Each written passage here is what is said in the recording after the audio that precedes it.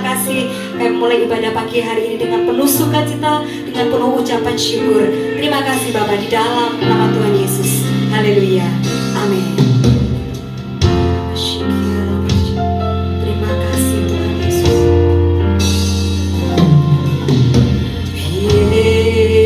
Yesus, sahabatku, Kaulah perlindunganku.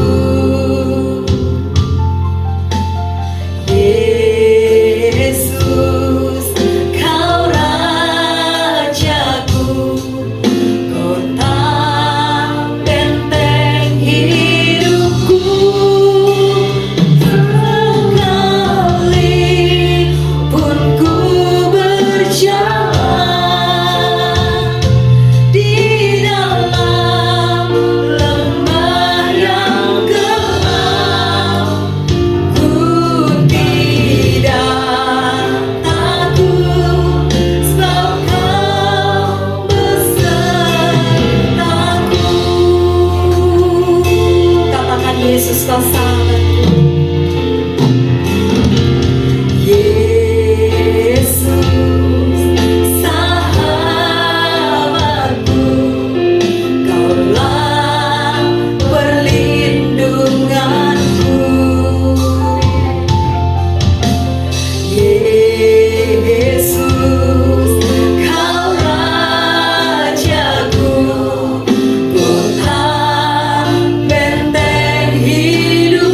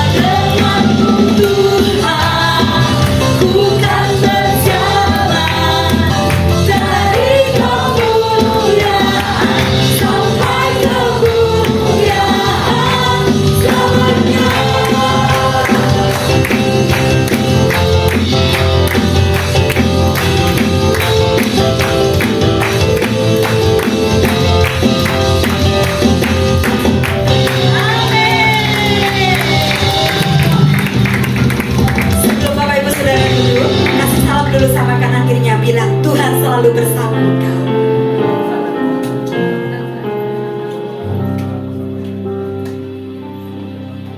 Silakan duduk kembali Bapak Ibu Saudaraku. Kita akan mendengarkan dan menyaksikan sebuah persembahan pujian dari seorang anak yang luar biasa, Adik Ken. Silakan ke depan. Kasih tepuk tangan yang paling luar biasa buat Adik Ken.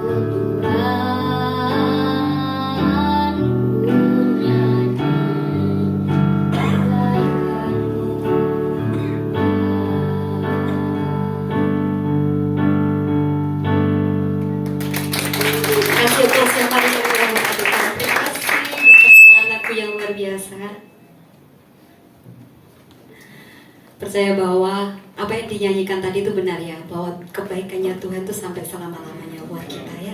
Di dalam gelap, di dalam lembah, di dalam segala keadaan apapun juga, Dia Tuhan yang tetap menyertai kita. Sebab Dia nggak pernah bisa untuk melupakan kebaikannya buat kita. Kalau nyawa saja Tuhan berikan buat kita, apa yang nggak Tuhan berikan? Apa yang sedang Bapak Ibu Saudara butuhkan, apa yang sedang kita minta pagi hari ini, percayalah, tepat pada waktunya Dia pasti menolong setiap kita. Amin. Sebab Dia Tuhan yang setia. Terima kasih Tuhan buat cinta. Engkau sungguh baik dan luar biasa buat kami. Terima kasih Tuhan Yesus. Meskipun Tuhan tak menolongku, meskipun duri dalam dagingku, ku tetap memilih untuk percaya dan mengucap syukur.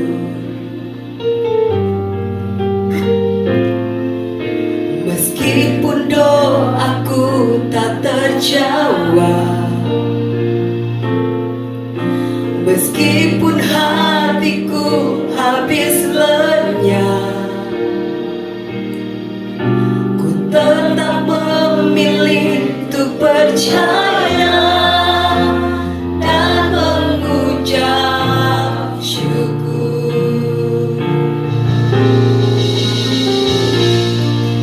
Berkali-kali Kau menolong, berkali-kali Kau kuatkan, dalam rasa sakit Engkau ada, Yesus setia.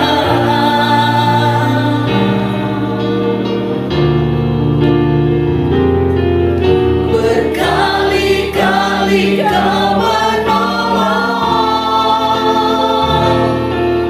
berkali-kali Kau kuatkan, dalam lembah gelap Engkau ada, Yesus setia. Dengan sungguh kita pujikan pujian. Meskipun Tuhan tak menolong, meskipun duri dalam dagingku, ku tetap memilih untuk percaya dan mengucap syukur.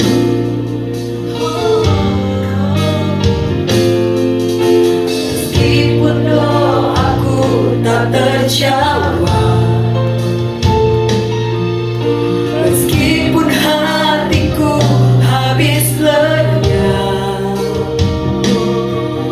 ku tetap memilih untuk percaya dan mengucap syukur.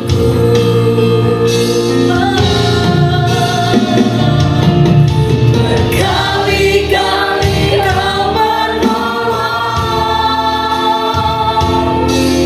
berkali-kali Kau kuatkan, dalam rasa sakit Engkau ada, Yesus setia.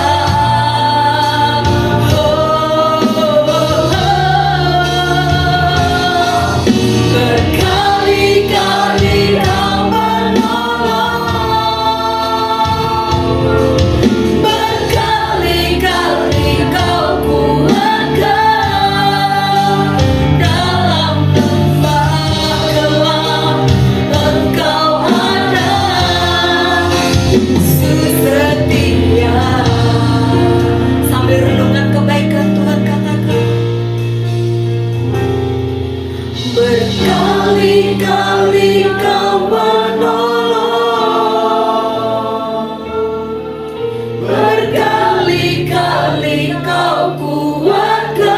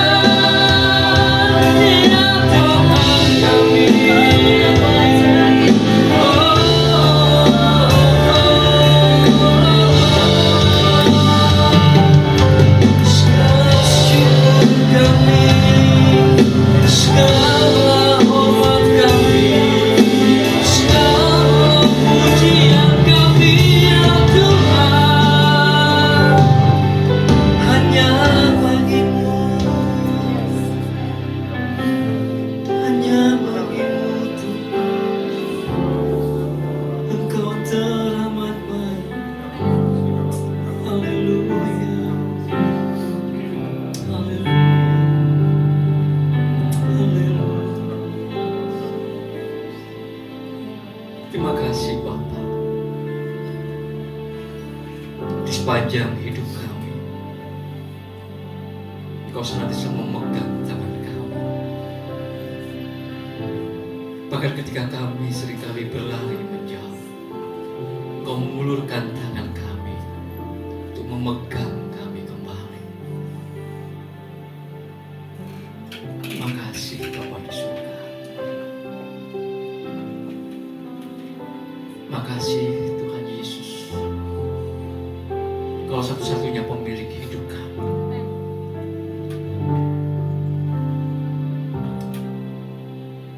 Kami mengucap syukur. Segala puji hormat kemuliaan hanya bagi Engkau. Bapa di surga, Kau memberkati akan ibadah kami saat ini. Dari mulai awal, saat ini, bahkan sampai pada akhirnya nanti, dalam perjamuan kudus. Biarlah kiranya Roh Kudus-Mu yang menguasai setiap kami semuanya. Setiap sudut ruangan ini semuanya dipenuhi dengan Roh Kudus-Mu ya Bapa. Setiap hati dan pikiran kami penuhi dengan Roh Kudus-Mu. Saat ini kami membuka hati kami, pikiran kami, dan telinga kami. Kami rindu Bapa berbicara di tengah-tengah kami, menyatakan isi hati Bapa. Kami rindu Bapa memberkati kami dengan mana surgawi, mengenyangkan kami dan menguatkan kami, memberikan kami kehidupan dengan firman yang dari Bapa. Urapi kami semuanya ya Bapa, untuk kami boleh memahami dan mengerti akan isi hati-Mu. Urapi hamba-Mu ini untuk menjadi alat menyampaikan akan isi hati-Mu, apa yang ada dalam pikiran, perasaan, dan dalam yang keluar dari lidah bibir hamba-Mu ini. Semuanya berasal daripada Engkau. Kami semua akan diberkati oleh firman yang daripada-Mu. Di dalam nama Tuhan Yesus Kristus, kami siap diberkati oleh firman-Mu ya Bapa. Haleluya. Amin.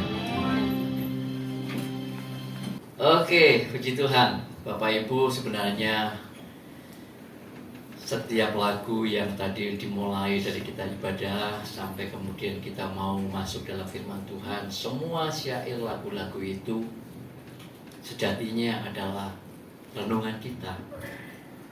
Sejatinya itulah pesan Tuhan untuk kita pagi hari ini. Oke, hanya dilakukan, kita nyanyikan. Dan seringkali ketika kita nyanyi, ketika kita lagu-lagu dari mulai pujian, penyembahan, seringkali kadang-kadang kita hanya sekedar melakukan tapi tidak sempat untuk menghayati. Ya, iya. Jadi semuanya dari awal tadi, Allah itu adalah Allah yang setia. Dia senantiasa Allah yang memegang tangan kita. Ya, berkali-kali dalam kesabarannya Tuhan itu tidak kekurangan cara untuk menolong kita. Amin. Ya. Mau melewati lembah kekelaman apapun, seringkali mungkin kita juga dibiarkannya atau diizinkannya berderai air mata kita. Tapi semuanya itu bukan karena Dia tidak mengasihi kita, tapi justru semuanya itu Dia lakukan karena Dia mengasihi kita. Amin. Ya. Ada hal yang jauh lebih penting yang Tuhan tahu persis yang perlu diselamatkan dalam diri kita. Dan kemudian hal itu yang penting itu, keselamatan jiwa kita itu, seringkali karena tegar tengkuknya kita, seringkali karena dableknya kita, ya. Sehingga Tuhan kemudian ketika ada persoalan, mungkin karena kita sendiri yang ciptakan persoalan itu, ketika ada masalah, mungkin karena orang lain bikin masalah ke kita, ketika kita harus melewati lembah-lembah kekelaman, mungkin karena ada musibah apa yang terjadi dalam hidup kita karena kecerobohan kita, atau apapun, mungkin juga manuver-manuver kuasa gelap yang menyerang kita. Tetapi lewat semuanya itu, Tuhan sengaja izinkan untuk menjadi sebuah peringatan, mengingatkan kita. Ada hal yang jauh lebih penting yang perlu Tuhan selamatkan, yaitu jiwa kita, karakter kita, manusia rohani kita, yang kalau nggak lewat semuanya itu, kita itu nggak sadar-sadar saking dableknya kita. Apalagi di tengah-tengah dunia ini, yang kita percaya ini adalah akhir zaman, hari-hari terakhir di zaman akhir, di mana dunia dipenuhi dengan spirit, dengan semangat yang begitu kuat, yaitu semangat atau spirit materialis. Dunia semakin materialistis. Segala sesuatu itu diukur dengan yang kelihatan, material kan? Segala sesuatu diukur dengan yang kelihatan. Yang gak kelihatan dipertanyakan, bener tau nopo enggak? Yang gak kelihatan gak terlalu penting lah, gak ketok ae kok. Yang penting sing kelihatan itu. Itu spirit zaman, semangat, gairah daripada hari-hari di zaman akhir ini. Dan itu kemudian ditunggangi oleh iblis. Tentu itu manuver-manuver kuasa gelap jelas ada di sana. Ya. Belum lagi kemudian spirit atau semangat materialisme ini membawa manusia-manusia semakin kepada yang namanya mamonisme. Harta, kekayaan, jabatan, kuasa itu didewa-dewakan, dikejar-kejar.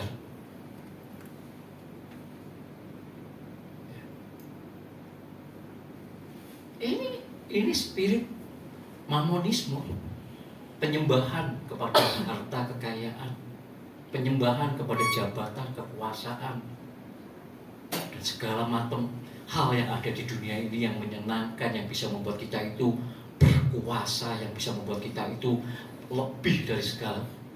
Miliki uang, miliki harta kekayaan, miliki jabatan, kekuasaan, kita merasa kita itu wah, dipandang berhasil, sukses, luar biasa.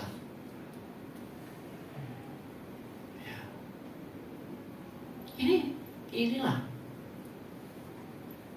spirit zaman, semangat zaman yang dimana kekristenan kita ada di dunia di akhir zaman ini.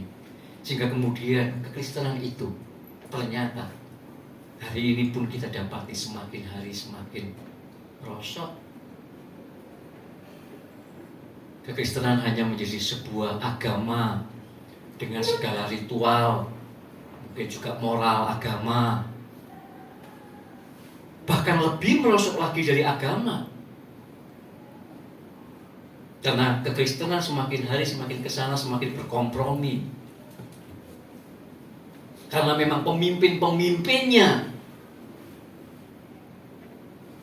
yang seharusnya membawa umat itu kepada Kristus, yang seharusnya membawa umat itu justru semakin dekat dengan Tuhan, justru pemimpin-pemimpin gereja semakin banyak yang berkompromi dengan semangat zaman, dengan spirit zaman.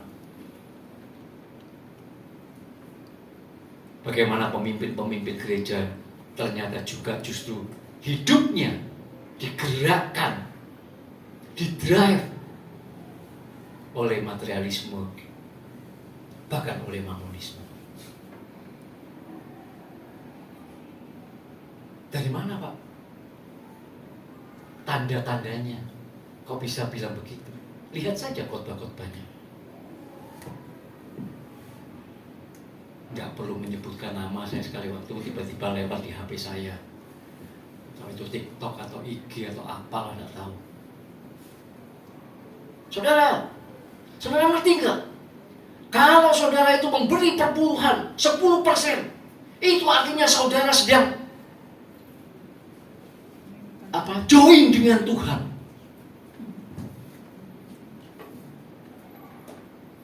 Dan kalau saudara join dengan Tuhan, siapa yang bisa mengalahkan saudara? Bisnis saudara akan diberkati. Karena 10% persembahan saudara itu artinya saudara join dengan Tuhan, pemilik alam semesta ini. Coba.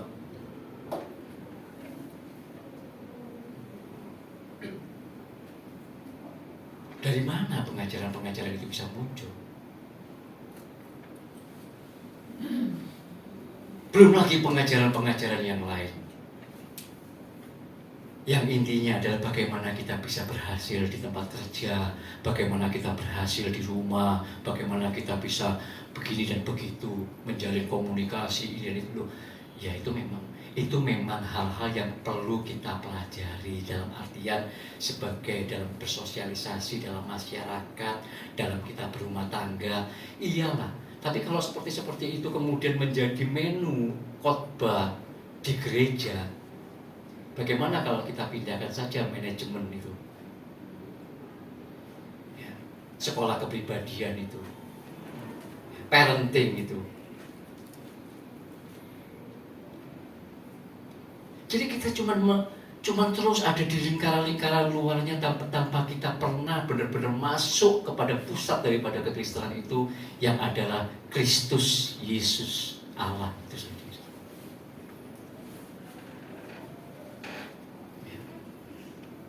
Makanya ketika Rasul Paulus berkata dalam Roma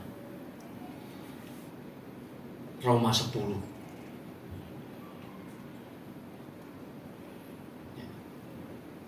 dalam Roma 10 ayatnya yang pertama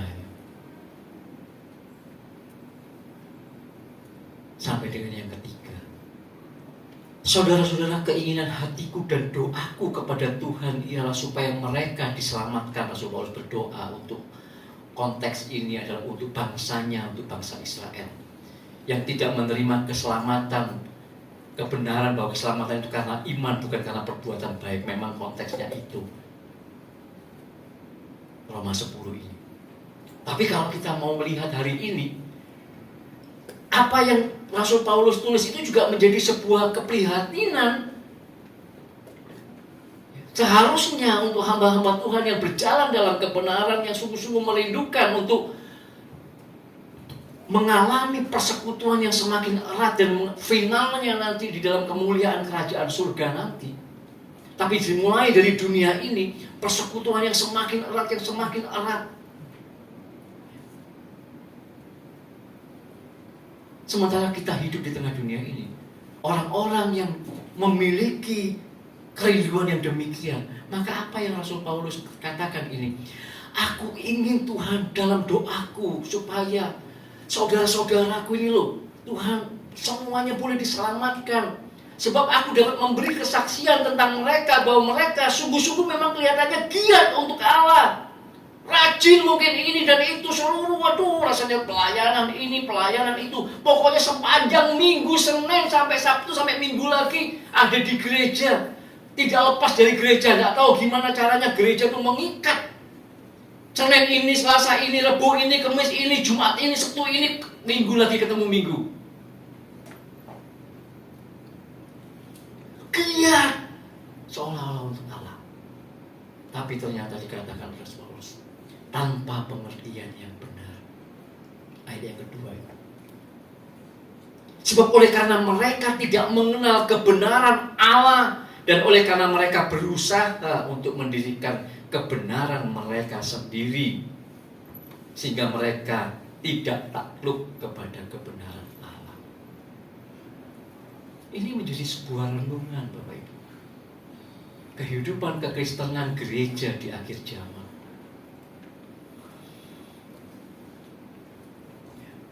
Apa sesungguhnya yang sedang menggerakkan hidup kita ini?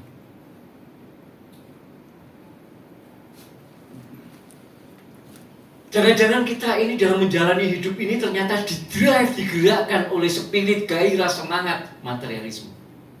Hati-hati. Bahkan lebih daripada itu, kita jangan-jangan ada kemudian kita mulai masuk kepada mamonisme.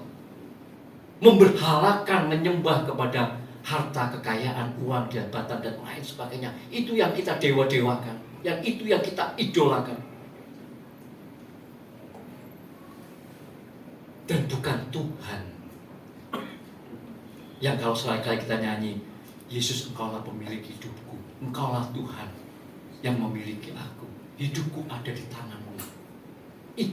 Itu nyanyinya, lagunya, ngomongnya kita.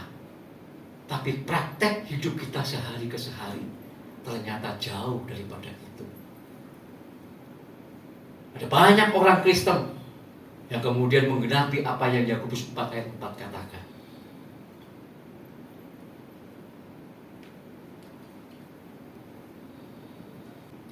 Yakobus berkata begini, hai kamu orang-orang yang tidak setia, tidakkah kamu tahu bahwa persahabatan dengan dunia ini adalah permusuhan dengan Allah? Jadi barang siapa hendak menjadi sahabat dunia ini, ia menjadikan dirinya musuh Allah. Semangat, gairah, spirit, materialisme, mamonisme, semuanya tertuju kepada dunia ini. Hidup hanya berakhir di lubang 1 kali 2 meter. Menjadi tulang belulang, tidak lebih dan tidak kurang.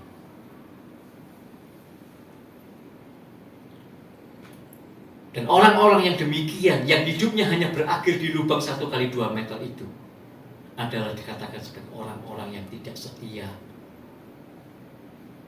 Padahal kita nyanyi bahwa Yesus itu setia, Tuhan itu setia, Allah itu setia. Tapi kalau kita menggerakkan hidup kita itu dengan spirit zaman ini, materialisme dan bahkan mamonisme, maka kita menjadi orang-orang yang tidak setia. Kita justru memilih menjadi sahabat dunia ini dengan segala macam yang ditawarkan oleh dunia ini dan menjadikan kita musuh Allah. Loh Pak, tapi kan kita hidup di dunia ini kan penting Pak, butuh Pak semuanya itu.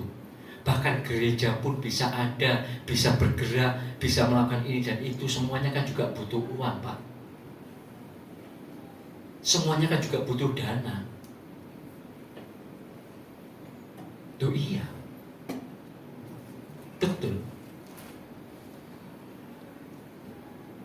Justru malah disitulah betapa sulitnya seringkali kita itu membedakan mana orang-orang yang digerakkan ketika mereka bekerja, khususnya karena hampir sepanjang hidup kita ini kita adalah bekerja, dan memang kita diciptakan sebagai manusia yang punya hakikat kerja. Karena Allah itu adalah Allah yang bekerja. Dia menciptakan manusia yang bekerja, menaruhkannya di Taman Eden, bukan untuk leha-leha, bukan untuk menikmati taman yang indah, duduk-duduk santai, tetapi untuk mengusahakan, mengupayakan taman itu bekerja. Ya memang itulah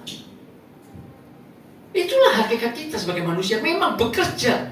Tapi apa yang mendrive kita bekerja itu? Karena bekerja itu adalah sebuah ibadah, atau bekerja itu kita didrive oleh spirit zaman, semangat zaman ini, untuk uang, untuk harta, untuk kekayaan. Butuh soalnya, Pak.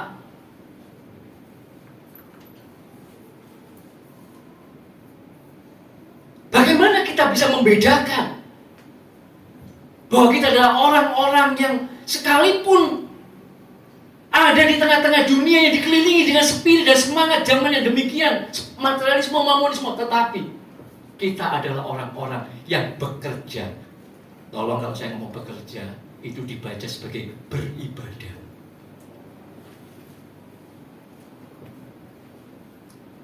Beribadah bukan begini. Ini sebenarnya kita berkumpul merayakan kemenangan, kebangkitan Tuhan kita Yesus Kristus. Dan itu menjadi menguatkan kita akan pengharapan kekal kita, bahwa Dia sudah bangkit dan nanti kita pun akan bangkit. Amin. Tapi ini kan cuma 2 jam, 1 jam setengah bahkan kadang-kadang. Pulang keluar dari tempat ini, kita akan semuanya akan bekerja. Dan bekerja itulah ibadah kita. Apa yang mendrive di sana? Apa yang menggerakkan menjadi motivasi kita di situ? Sama seperti misalnya saya di tempat ini, Tuhan percayakan saya menjadi gembala, menggembalakan. Orang memanggil saya pendeta. Terus kemudian kemudian saya punya banyak kenalan, ya, teman-teman juga yang gembala-gembala yang lain. Sebagian di antara mereka kemudian mengundang saya, Pak Pendeta, minggu depan ya ngisi di tempat saya ya. Karena jamnya berbeda, mungkin jamnya di sana sore, atau mungkin juga karena Pak Pen tolong dong ngisi di tempatku minggu depan. Karena kebetulan mungkin di sini juga ada satu teman yang mengisi di sini gitu kan. Saya kemudian mengisi di tempat lain. Kemudian mulai juga banyak saya mengisi mimbar-mimbar di gereja yang lain. Bekerja juga kan? Bekerja. Terus kemudian saya pulang, saya dikasih PK. Sekarang apa yang menggerakkan saya, yang mendrive saya, memotivasi saya dalam pekerjaan saya sebagai seorang hamba Tuhan, dalam ibadah saya sebagai seorang hamba Tuhan? Apakah PK-PK itu? Apakah kemudian berdiri di atas mimbar itu merasa tersanjung, merasa hebat? Apa? Kalau saya menggerakkan semuanya itu sebagai sebuah ibadah untuk Tuhan, dan tidak didrive dengan uang, dengan popularitas, dengan kebanggaan apapun, semata-mata ini adalah ibadahku untuk Tuhan, itu benar. Tapi kalau didrive yang lain, ya kan, apa bedanya dengan orang-orang dunia, sekalipun namanya pendeta? Di sini tidak ada bedanya, malah lebih jelek lagi itu.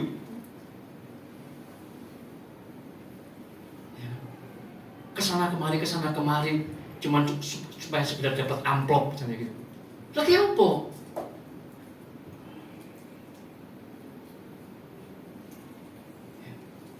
Ini loh, ini yang sungguh-sungguh harus menjadi sebuah renungan dalam hidup kita.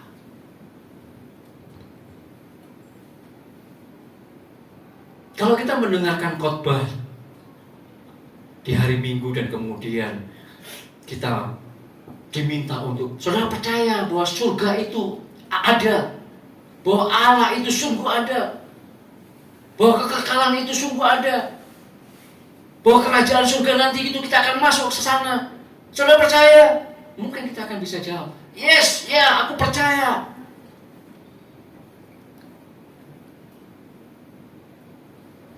Hanya untuk sekedar setuju, mengatakan percaya akan hal-hal yang tidak kelihatan itu mah gampang. Gampang. Cuma setuju di sini kok. Setuju, setuju. Amin, amin. Gampang itu. Pak, aku nggak cuma sekedar amin loh Pak, aku memang percaya, setuju aku Pak, itu memang surga itu ada, nanti kita akan masuk dalam kerajaan surga. Iya, aku setuju. Yes, setujunya cuma di sini.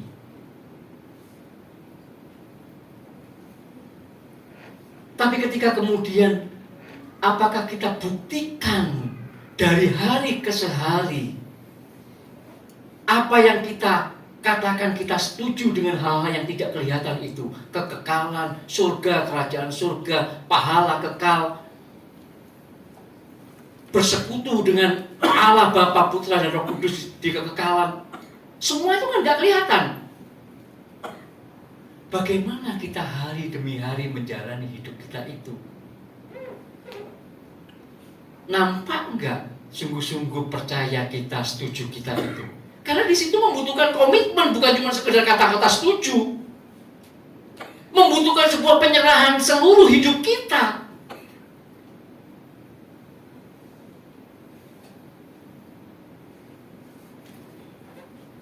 Bagaimana kita kemudian diberi contoh oleh Bapak Abraham yang kemudian Tuhan tetapkan sebagai bapak orang beriman.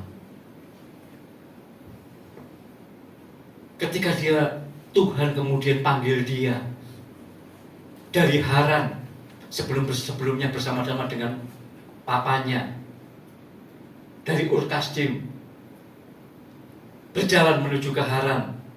Kemudian di Haran Allah panggil Abraham, pergilah, keluarlah kamu dari situ ke tempat yang akan kutunjukkan. Kemana tuh? Dia nggak tanya tuh kemana Tuhan. Dia nggak tahu kemana itu. Ya. Tapi dia melangkah. Dia serahkan seluruh hidupnya. Yes Tuhan, Engkau berkata, aku taat.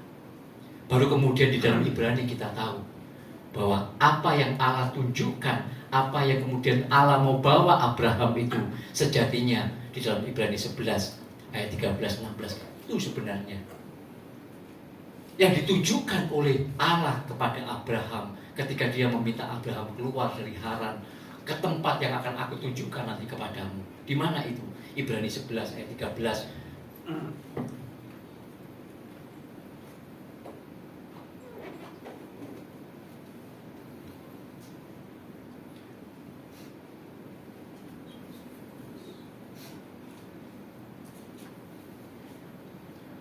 Ayatnya yang ke-16 khususnya. Jadi kalau mau baca di ayat yang ke Ibrani 11 ayat 13, dalam iman mereka semua telah mati itu dengan tidak memperoleh apa yang dijanjikan, termasuk Abraham, ya, tetapi yang hanya dari jauh melihatnya, melambai-lambai kepadanya Abraham tuh, dan mengakui bahwa mereka adalah orang asing dan pendatang di bumi ini, sebab Abraham atau termasuk di dalamnya mereka yang berkata demikian menyatakan bahwa mereka rindu mencari suatu tanah air. Kalau sekiranya dalam hal itu mereka ingat akan tanah asal yang mereka tinggalkan, maka mereka sebenarnya cukup punya kesempatan untuk bisa pulang kembali ke situ. Abraham bisa balik lagi ke Haran, bahkan balik lagi ke Ur Kasdim bisa.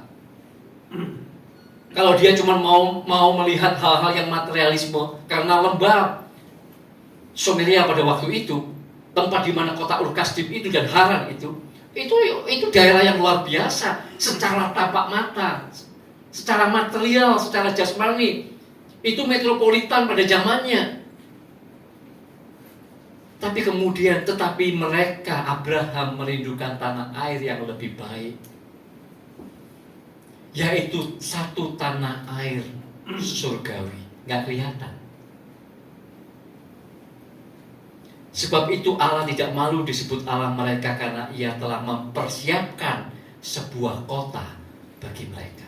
Ini loh negeri yang Allah mau Abraham masuk, dan yang Allah mau kita masuk juga ke sana. Di mana kotanya, Pak? Nggak kelihatan hari ini.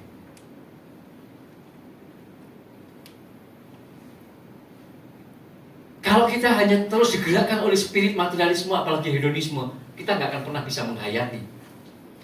Misalnya saya ngomong minggu lalu, 2 minggu yang lalu mungkin, kita sesungguhnya hidup di dalam kerajaan Allah yang tidak tergoncangkan. Kita ada di dalamnya dan kita merasakan damai sejahtera. Di mana itu kerajaan itu? Nggak kelihatan.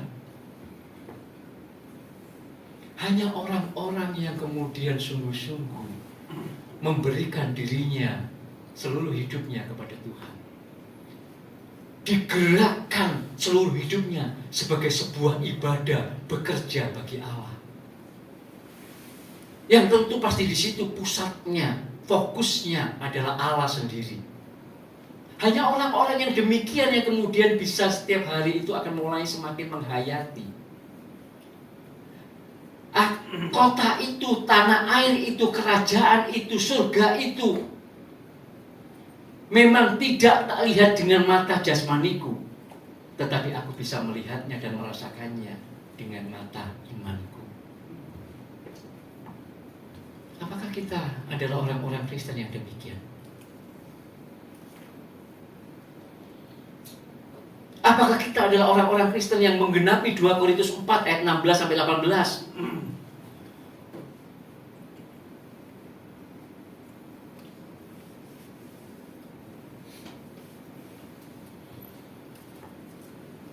Sekalipun manusia lahiriah kami semakin merosot, kami tidak tawar hati.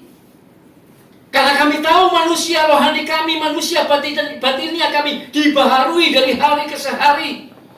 Sekalipun kami mengalami penderitaan di tengah-tengah dunia ini yang digerakkan oleh spirit materialisme, segala sesuatu dinilai dengan yang kelihatan. Sekalipun di tengah-tengah dunia seperti ini kami mengalami penderitaan, itu kami anggap sebagai penderitaan ringan saja. Karena lewat penderitaan yang ringan itu mengerjakan bagi kami kemuliaan kekal yang jauh melebihi segalanya, jauh lebih besar daripada penderitaan-penderitaan yang ringan itu. Sebab kami tidak memperhatikan yang kelihatan. Kami tidak memfokuskan hidup kami kepada hal-hal yang kelihatan, yang jasmani. Karena yang jasmani, yang material itu, yang kelihatan itu adalah sementara. Sedangkan yang tidak kelihatan itu kekal. Apakah kita adalah orang-orang Kristen yang demikian?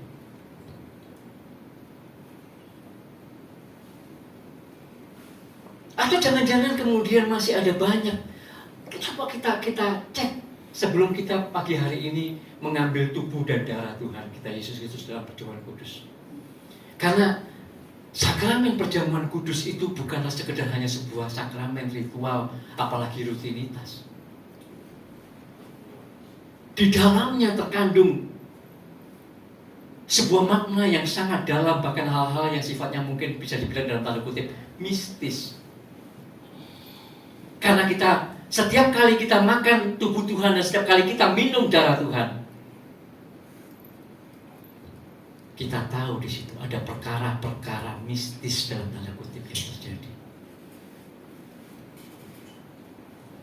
Bukan cuma sekedar sakramen ritual, apalagi rutinitas. Wah, kalau kita makan, ambil tubuh Tuhan dan minum darah Tuhan dengan sikap hati yang seperti itu akan menjadi sebuah kecerobohan dan bahkan kutuk dalam hidup kita.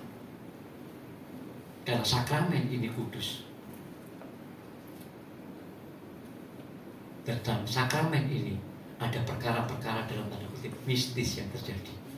Ketika tubuh Tuhan yang dalam bentuk roti itu masuk dalam tubuh kita. Ketika darah Tuhan yang dalam bentuk anggur itu masuk dalam tubuh kita.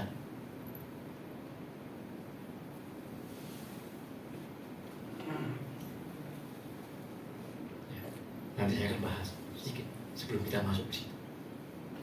Ya. Ini loh. Ya, maka ayo bagaimana kemudian kita itu menggenapi 2 Korintus 4 ini 16-18. Fokus hidup kita. Kita berusaha untuk menghayati, semakin menghayati dan melihat yang tidak kelihatan itu. Kerajaan surga, kekekalan. Sungguh-sungguh kita mau hayati itu lebih daripada yang jasmani ini. Dan ketika kita bekerja, bagaimana kita bekerja sebagai sebuah ibadah di tengah-tengah dunia ini? Tentu ini memang bukan hal yang mudah.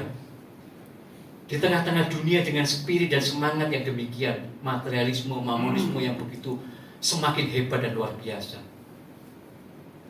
Makanya tadi saya katakan kan Rasul Paulus dalam Roma 10 ayat 2 sampai berkata begitu, aku berdoa Tuhan supaya mereka pun juga tetap selamat. Orang-orang yang ada di gereja-gereja hari ini. Kalau Rasul Paulus berdoa untuk bangsanya, bangsa Israel. Harus kita berdoa juga Tuhan. Dimanapun setiap ada gerejamu, di kota ini, di negeri ini, di dunia ini, jangan sampai ada di antara mereka itu yang kemudian tidak diselamatkan. Oleh karena mereka kemudian terseret oleh spirit materialisme dan mamonisme. Maka kita mesti memperhatikan apa yang harus kita itu makan. Bapak Ibu, kalau kita mau sehat secara jasmani, secara fisik, tentu kita perhatikan apa yang kita makan dan minum kan. Ya, kalau kita itu sudah tahu bahwa, aku kok terlalu banyak makan manis nih, coba stop sih, jangan makan manis terus, nanti diabetes gitu kan. Ya.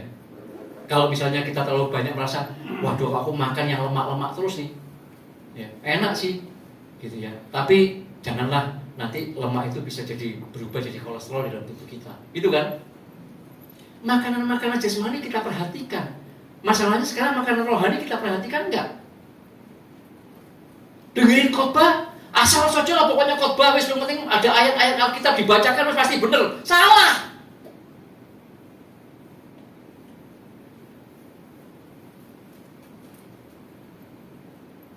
Hari ini ada terlalu banyak orang-orang yang bisa kemudian cuplik-cuplik ayat Alkitab dan kemudian disampaikan tapi tidak dalam kebenaran yang benar. Padahal kemudian ketika Bapak Ibu Saudara mendengar saya ngomong begini, itu masuk dalam pikiran Bapak Ibu Saudara. Dan kalau kemudian Roh Kudus saya percaya menyertai saya, maka bukan saya, tapi Roh Kudus itu yang kemudian mengirimkan kata-kata yang keluar dari lidah bisa yang dipakai oleh Tuhan itu untuk masuk dalam hati Bapak Ibu Saudara. Saudara perhatikan, hati-hati. Makanya saya kalau berdiri di sini, saya nggak akan banyak cerita. Oh saya ini begini, saya alami begini. Oh saya, yuk kita belajar firman Tuhan yuk. Bukan karena saya anti kesaksian, enggak. Kadang-kadang saya masih minta izin kepada saudara saya saksi sebentar ya, karena saya merasa kesaksian ini akan menguatkan gitu. Tapi bukan kesaksian itu, pengajarannya yang penting. Karena kesaksian kita, masing-masing kita bisa Tuhan bawa berbeda-beda. Karena situasi hidup kita berbeda, kepribadian kita berbeda, kita dibesarkan dari keluarga yang berbeda, kelemahan-kelemahan kita berbeda, maka kesaksian kita bisa sangat-sangat berbeda. Yang penting bukan kesaksiannya, tapi pengajarannya bagaimana.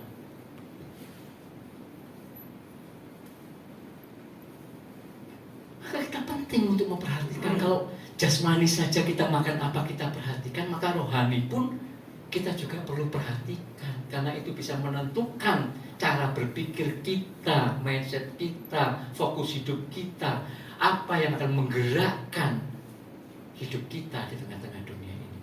Coba contoh misalnya, ya, kalau ada misalnya orang tua dari kecil kemudian ngomong sama anak-anaknya, nah kamu kalau tidak punya uang, kalau kamu nanti bekerja yang sudah gede, kamu bekerja kumpulkan uang yang banyak, nak, cari harta, ya. Terus kamu harus bekerja dengan tekun, kamu harus berjuang luar biasa dengan keras, kamu harus bekerja dengan hebat supaya kamu nanti dipercaya orang, dan kamu jabatannya semakin naik. Karena kalau kamu tidak bisa mendapatkan itu, meraih itu, kamu nanti akan dinyek wong nak. Coba kalau orang tua ngomong begitu dengan orang tuanya, kelihatannya kan baik.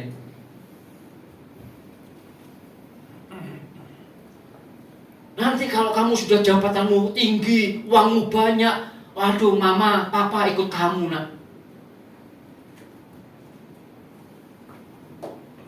Kamu jadi orang terhormat di dunia ini. Coba masukin begitu ke anak-anak. Maka di dalam pikiran anak itu, ketika dia menjalani hidupnya nanti ketika dewasa, ketika dia bekerja, apa yang mendrive, apa yang mendorong, apa yang memotivasi? Uang, jabatan, itu semua yang membuat aku jadi terhormat. Itu semua nanti yang akan membuat aku bisa nanti berbakti dengan papa mamaku. Aku bisa hidupi mereka. Baik kan kelihatannya? Tapi itu bukan kebenaran.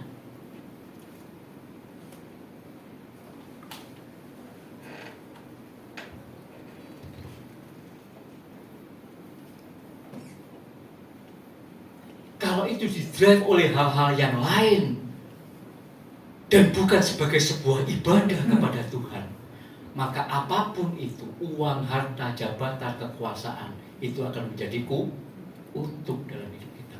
Bukan membuat kita semakin bersekutu dengan Tuhan, tetapi justru semakin membuat kita semakin jauh dengan Tuhan. Kita menjadi orang-orang yang tidak setia, dikatakan di dalam Yakobus 4. Karena kita semakin dekat dengan dunia, semakin bersekutu dengan dunia, semakin bersahabat dengan dunia, dan membuat kita menjadi musuh Allah.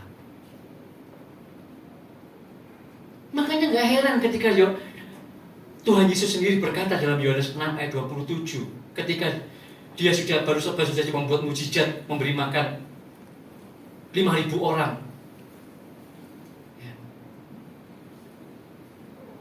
Coba perhatikan dalam kisah itu, bagaimana kemudian Tuhan berkata dalam Yohanes 6 ayat 27, bekerjalah, bukan untuk makanan yang dapat binasa, yang cuma sementara ini, yang sebenarnya kelihatan ini, yang kamu makan kemudian masuk dalam perutmu dan besok pagi pasti keluar itu di jamban dalam bentuk yang lain. Begitu kan? Jangan bekerja hanya untuk itu, melainkan untuk makanan yang bertahan sampai kepada hidup yang kekal yang akan diberikan anak manusia kepadamu. Justru dari sebelum Tuhan Yesus ngomong seperti ini, di atasnya dia membuat mukjizat 5 roti 2 ikan. Apa sih artinya 5 roti 2 ikan? Apalagi yang bawa anak kecil lagi. Tapi anak kecil ini membawa apa yang ada padanya, yang sangat-sangat tidak dipandang oleh dunia ini. Mungkin dunia ini memandangnya sebagai hal yang remeh-temeh. Loh, kamu cuma punya 5 ikan 2 roti loh. Gaya apa? Ini loh 5.000 laki-laki, belum termasuk perempuan dan anak-anak. Lah ini 5 roti 2 ikan ini gaya apa? Tapi ketika itu dipersembahkan oleh seorang bahkan anak kecil dengan sebuah ketulusan, dengan sikap hati penyembahan, ibadah kepada Tuhan, 5 roti 2 ikan, 5.000 orang lebih menikmatinya. 5 roti 2 ikan menjadi berkat. Bahkan masih sisa 12 bakul karena tidak ada anak STT.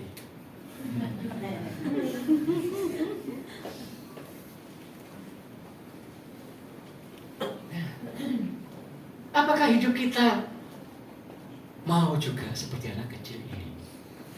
Tuhan, aku mungkin tidak punya sesuatu, aku cuma punya segini Tuhan. Cuman ini loh yang bisa tak persembahkan Tuhan. Tapi aku sungguh-sungguh mempersembahkannya sebagai sebuah ibadah.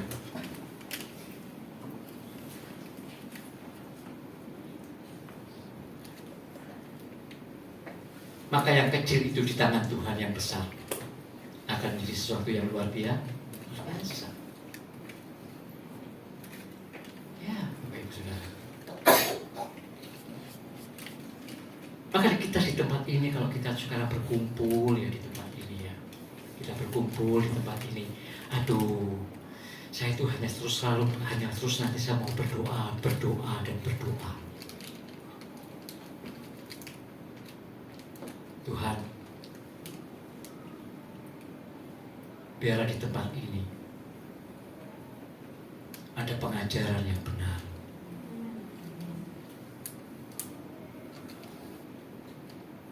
kalaupun mungkin bukan saya yang berkhotbah, ada pengkhotbah yang Tuhan tunjukkan untuk saya, kemudian diberi hati untuk kemudian memberikan mimbar ini kepada mereka. Saya selalu berdoa, Tuhan, dari mereka pun keluar tetap pengajaran yang benar.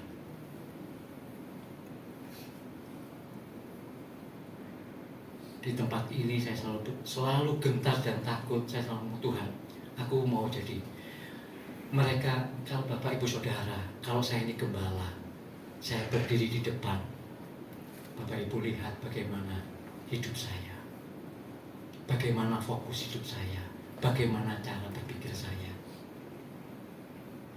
Itu menjadi ketakutan dan kegentaran yang kudus di dalam diri saya. Tuhan, jangan sampai saya harus bisa berkata seperti Rasul Paulus, lihatlah hidupku, teladanilah apa yang telah kulakukan.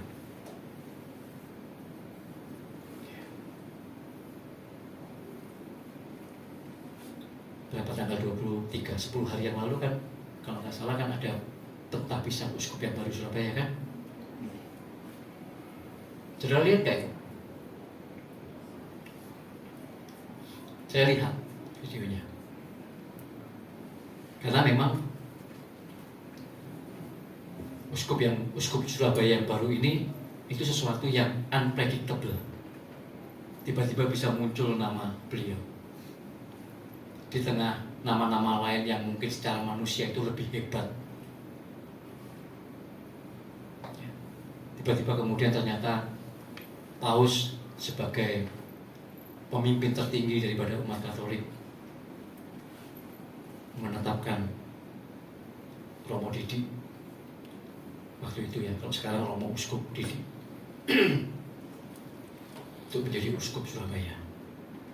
Saya ingin tahu, dan saya sungguh-sungguh kagum ketika kemudian setiap kali dalam pentapisan uskup, selalu kemudian uskup yang baru itu, kalau dalam bahasa kita modern mungkin, apa yang menjadi visi misinya, apa yang akan dia lakukan, yang menggerakkan dia dalam sepanjang dia nanti menjadi uskup melayani umat. Dan kemudian itu dijadikan semacam slogan gitu ya. Kalau seperti kita kan di gereja ini mengalami shalom di dalam Kristus, experiencing shalom in Christ. Kalau kemudian saya perhatikan apa yang menjadi ininya dia, Romo Uskup Didi, to love as Christ love. Dan kemudian bagaimana saya memperhatikan khotbah-khotbah daripada uskup-uskup yang lain yang diberikan kesempatan untuk memberikan renungan dalam pentapisan itu. Bukan hal yang mudah mengasihi seperti Kristus mengasihi, mencintai seperti Kristus mencintai. Tapi itu mesti harus ditetapkan. Bukan persoalan bisa atau tidak bisa, tetapi ini yang Tuhan yang aku inginkan. Mungkin secara manusia dagingku tidak mampu, tapi kita pun diberikan Roh yang memampu. Kita pun mesti harus begitu. Aku bekerja sebagai sebuah ibadah Tuhan untuk Engkau, bukan karena uang, bukan karena popularitas, bukan karena jabatan. Itu semuanya kalau Engkau izinkan, kalau Engkau berikan adalah sebagai bonus yang mestinya menjadi berkat, bukan menjadi kutuk dalam hidupku. Artinya menjadi berkat membuat aku semakin erat bersekutu dengan Engkau, bukan semakin menjauh. Itu kita tetapkan.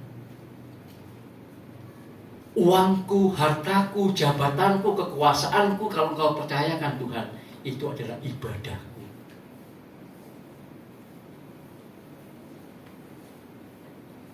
Mungkin dalam perjalanannya kita tersiok-siok, kadang-kadang kita mungkin tidak mampu, kadang-kadang mungkin kita membuat kesalahan, kadang-kadang kita jatuh. Loh, Tuhan tahu kejadian kita, kelemahan kita, Tuhan tahu. Tetapi itu mesti menjadi sebuah komitmen untuk kita lakukan, untuk kita ucap, gak cuma sekedar kita ucapkan, tapi kita lakukan semampu yang bisa, dan kemudian Roh Kudus yang akan memberikan kemampuan, menguatkan kita.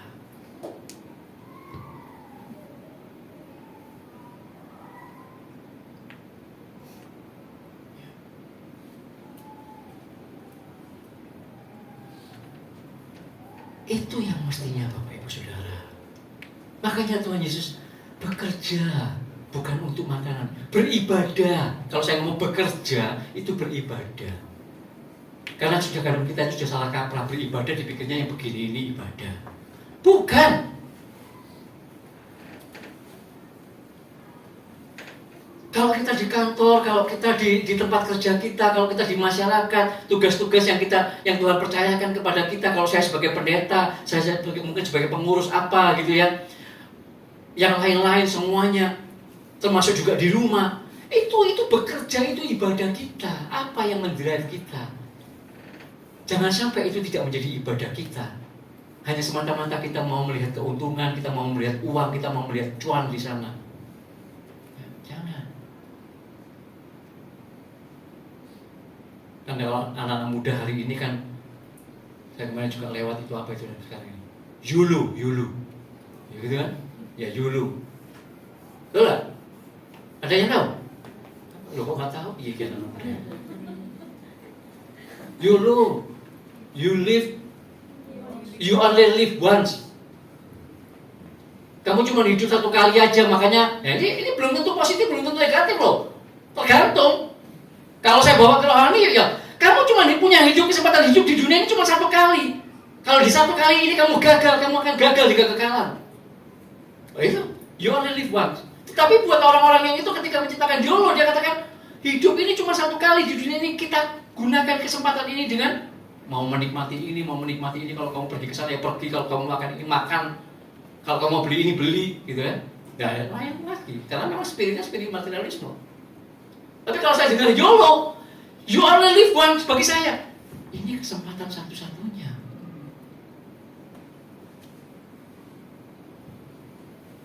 Oke. Jangan. Terus ada lagi kemudian kalau ada YOLO, kemudian sekarang ada lagi YONO. Loh iya kan? You only need one. Nah mereka memberikan pengertian apa? Ya kamu cuma butuh satu, jangan kayak mereka lah. Mereka tuh mau berfoya-foya, semakin hedon gitu kan. Kamu cuma butuh satu, kok mobilnya cuma butuh satu, makannya cuma butuh sepiring gitu loh. Itu semangatnya. Tapi kalau buat saya, you only need one. Yes, cuma kita butuh Kristus. Amin. Itu yang kita butuhkan, cuma Kristus yang kita butuhkan dalam hidup ini. Gak yakin ya? Yakin. Loh kita baca loh, rambut di kepala kita jatuh Tuhan tahu, burung di udara Tuhan pelihara. Engkau lebih berharga dari burung itu. Kalau memang hidup kita itu ada di tangan Kristus, hidup kita ini di tangan siapa? Di tangan dunia ini apa di tangan Kristus? Yang kita butuhkan cuma satu, Kristus.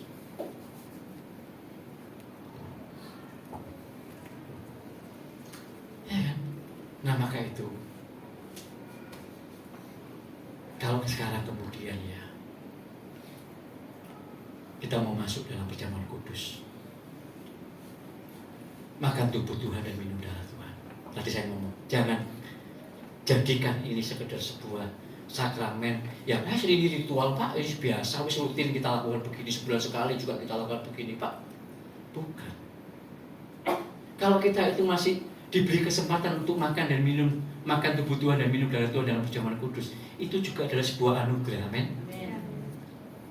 Dan dalam anugerah Tuhan yang Dia berikan kepada kita, ketika kita makan, ketika tubuh Tuhan, ketika kita minum darah Tuhan, di situ itu Bapak Ibu Saudara, bagaimana tubuh Tuhan itu masuk dalam tubuh kita, bagaimana darah Tuhan itu mengalir dalam darah kita. Artinya, bagaimana Spirit Kristus itu sungguh-sungguh mengalir dalam hidup kita. Spirit Kristus yang rela mengosongkan dirinya, rela mengosongkan apa yang menjadi kehendaknya, supaya dia bisa melakukan kehendak Bapa. Mestinya itu semakin kita diteguhkan, semakin kita dikuatkan. Bukan ritual biasa dan bukan apalagi rutinitas. Tuhan, aku mungkin sepanjang bulan lalu ada hal-hal yang aku masih gagal dalam menghidupi, menjalankan, menggerakkan hidupku dengan spirit Kristus itu. Pagi hari ini Engkau memberikan kepadaku anugerah, kesempatan untuk aku kembali mengambil tubuh Tuhan, makan tubuh Tuhan, minum darah Tuhan. Tuhan, lewat tubuhmu ini, lewat darahmu ini, Engkau kuatkan kembali spirit itu dalam hidup. Ini mungkin terdengar mistis, dan memang ada perkara-perkara mistis. Tapi memang Allah itu roh, tetapi yang benar gitu loh. Bukan mistis-mistis yang salah. Dukun juga bisa mistis gitu. Setan juga bisa mistis. Tapi ini mistis yang dalam kebenaran. Bagaimana roh Kristus itu, bagaimana spirit Kristus itu semakin nyata di dalam hidup kita. Bukankah Roma 8 ayat 9 berkata begini? Ini ayat-ayat terakhir sebelum kita masuk dalam perjamuan kudus. Bukankah Roma 8 ayat 9 berkata seperti demikian? Tetapi kamu tidak hidup dalam daging melainkan dalam roh, jika memang roh Allah diam di dalam kamu. Tetapi jika orang tidak memiliki roh Kristus, ia bukan milik Kristus. Roh Kristus itu berbicara tentang spirit, gairah, semangat yang ada di dalam Kristus, yaitu mengosongkan dirinya, merelakan dirinya sepenuhnya untuk melakukan kehendak Bapa. Maka ketika kita makan tubuh Tuhan, minum darah Tuhan, maka semangat itu, spirit itu, gairah itu mesti semakin tebal, semakin kuat dalam hidup kita. Punya pengertian begini enggak ketika kita dalam perjamuan kudus? Apa asal pokoknya? Engkau ular ngarep yang ini mana kok? Begitu. Hati-hati. Dan ketika memang kita itu benar hidup kita itu digerakkan oleh roh Kristus, spirit, gairah, dan kemudian kehendak Kristus itu dalam hidup kita, maka Galatia 4 ayat 19, ayat yang terakhir ini. Galatia 4 ayat 19, ayat yang terakhir. Ini terus yang juga menjadi doa saya. Hai anak-anakku, karena kamu aku menderita sakit bersalin lagi sampai roh Kristus, sampai rupa Kristus menjadi nyata di dalam. Bagaimana hidup kita yang didrive, digerakkan oleh semangat, spirit, dan gairah kehendak Kristus itu sehari semakin hari semakin kuat, semakin hari semakin kuat, sampai kemudian itu membuat rupa kita menjadi semakin serupa dengan Kristus. Nah, itulah Kristenan kita, bukan yang lain-lain apapun. Makanya kalau kemudian nanti kita nyanyi, berkali-kali Engkau menolongku, berkali-kali Engkau Tuhan menolongku. Iya, bahkan kalaupun Engkau nggak menjawab doaku Tuhan, meskipun aku harus melewati lembah kekelaman, meskipun doaku nggak Engkau jawab, seolah-olah Engkau sepertinya nggak menolong aku Tuhan, Engkau nggak memberikan seperti apa yang aku maui, padahal aku butuh ini, aku butuh ini, aku butuh itu.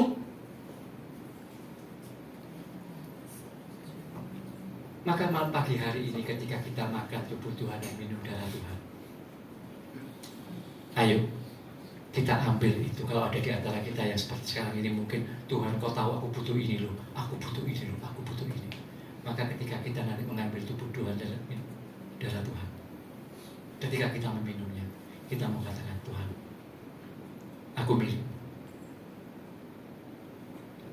Engkau jauh lebih tahu apa yang aku butuhkan daripada aku sendiri tahu. Amin. Hidupku ada di dalam tangan-Mu. Hidupku ini milik-Mu Tuhan. Maka nanti kita makannya, meminumnya itu dengan sikap doa yang seperti itu. Dan Tuhan yang setia itu, Allah yang kita sembah di dalam Tuhan Yesus Kristus, tidak akan pernah mencampakkan, membuat menderita apa yang menjadi miliknya. Amin. Tadi nggak ngomong katanya WM. Bahkan anaknya yang tunggal dia berikan kepada kita kok. Apa yang lebih berharga daripada Tuhan Yesus Kristus? Tidak ada.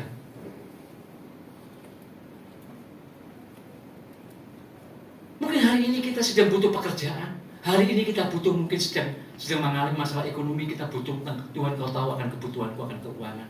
Tuhan kau tahu akan kebutuhanku akan order atau apapun dalam pekerjaan kita. Tapi ingat, semuanya yang kita butuhkan itu harus sungguh-sungguh digerakkan, didrive oleh sebagai sebuah ibadah. Aku milik Tuhan. Pagi ini aku mengambil perjamuan kudus. Aku akan dikuatkan dengan Roh Kristus. Sebagai milik Kristus, Dia tahu apa yang aku butuhkan. Amin. Mari para main musik WL Sinar, kita akan masuk dalam perjamuan kudus.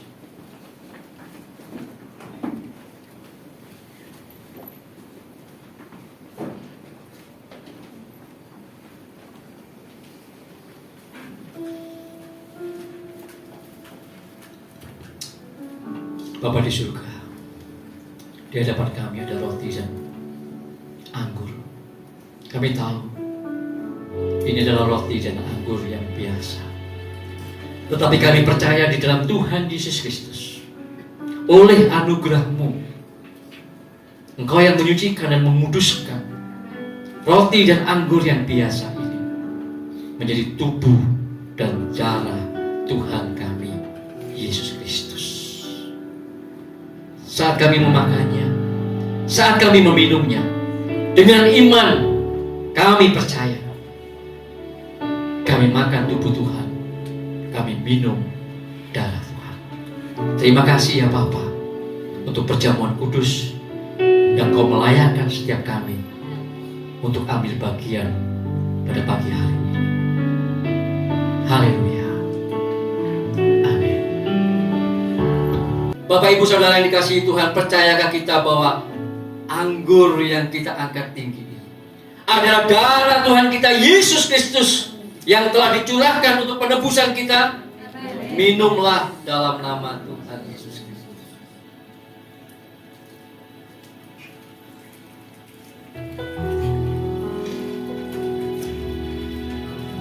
Mari kita mengangkat tangan kita. Kita mengucap syukur.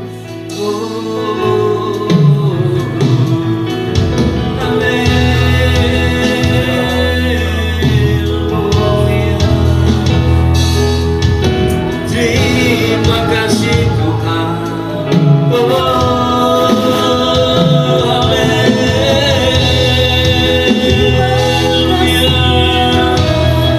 Terima kasih ya Yesus.